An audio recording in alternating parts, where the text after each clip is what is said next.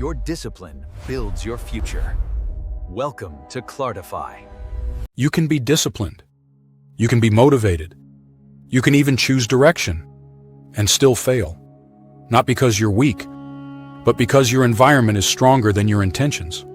Most people believe failure comes from inside.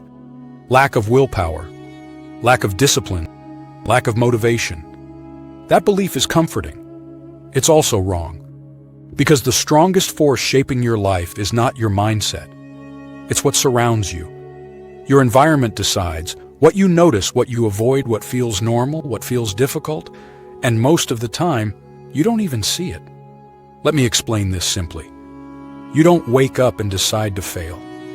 You wake up inside a system that quietly pushes you toward the same behaviors. You open your phone, notifications, messages, noise. Before you make a single decision, your environment already chose for you. This is why effort feels like swimming upstream.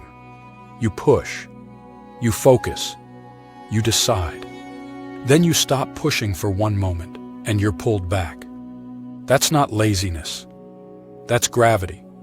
Let me tell you a story. Someone decides to change their life. They choose direction. They plan their days.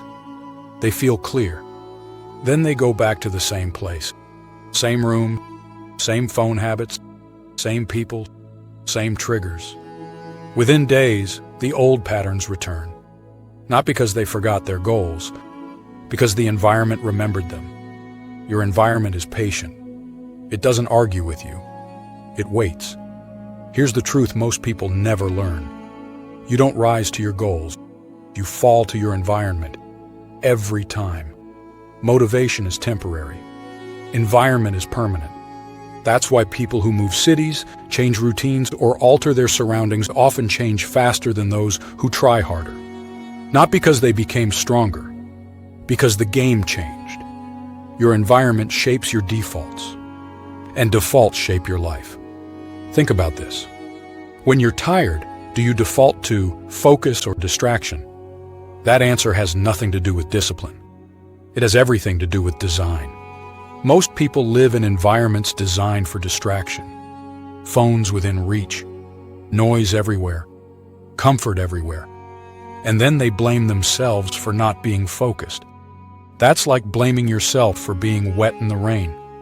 Let's be clear. Willpower is not meant to fight your environment. Willpower is meant to design it. If your environment makes the wrong behavior easy, you will do it. If it makes the right behavior hard, you will avoid it. No matter how motivated you are. This is why advice fails. Advice assumes a neutral environment. Reality is not neutral. Another uncomfortable truth. Your environment includes people, and people normalize behaviors. If everyone around you delays, delay feels normal. If everyone complains, complaining feels safe. If no one around you is building, building feels lonely. And loneliness is powerful. It pulls you back faster than fear. Most people don't quit their goals. They slowly adapt back to their environment. That's why part 1 and part 2 weren't enough. Effort fails without direction. Direction fails without environmental support. Here's the dangerous illusion. You think you need more strength. What you actually need is less friction. Let me say this clearly. If changing your life requires constant effort, your system is broken. Real change feels boring, not heroic, because the environment does the work. People who succeed are not fighting every day. They're flowing, not because they're special, because they designed their surroundings. Here's a simple example. If your phone is in another room, focus feels natural. If it's on your desk, focus feels painful. Same person, different environment, different outcome. This applies to everything. Your habits, your thinking, your identity. Identity is not chosen once. It's reinforced daily by what you see, hear, and repeat. If your environment keeps showing you distraction, urgency, noise, your identity becomes reactive, even if you want calm. This is why people feel like they're losing control. They didn't lose it suddenly. They lost it gradually. Your environment wins quietly, one default at a time. Now here's the turning point.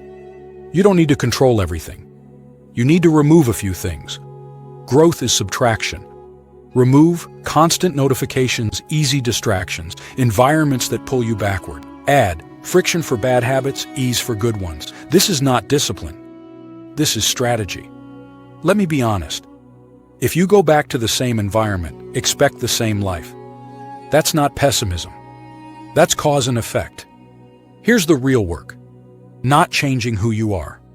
Changing what surrounds you. When your environment supports your direction, something strange happens. You stop fighting yourself. Focus feels lighter. Consistency feels natural. Effort finally compounds. That's when effort starts paying off. Not because you tried harder, but because you stopped fighting gravity. This series is not about motivation. It's about understanding the invisible forces that keep pulling you back. If this video made sense to you, subscribe. Because the next step is learning how to design an environment that works for you, not against you. If you're tired of restarting, stop blaming yourself. Fix what surrounds you.